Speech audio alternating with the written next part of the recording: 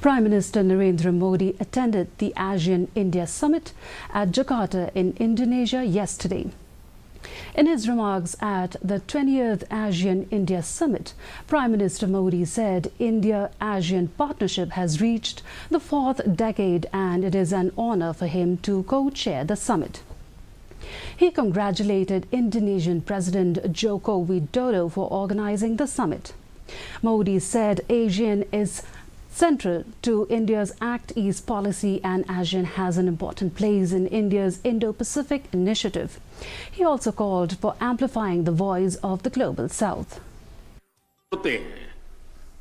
साथ ही साझा वैल्यूज, क्षेत्रीय एकता, शांति, समृद्धि और मल्टीपोलर वर्ल्ड में साझा विश्वास भी हमें आपस में जोड़ता है।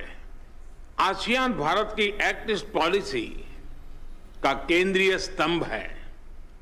भारत आसियान सेंट्रलिटी और इंडो पैसिफिक पर आसियान के आउटलुक का पूर्ण समर्थन करता है।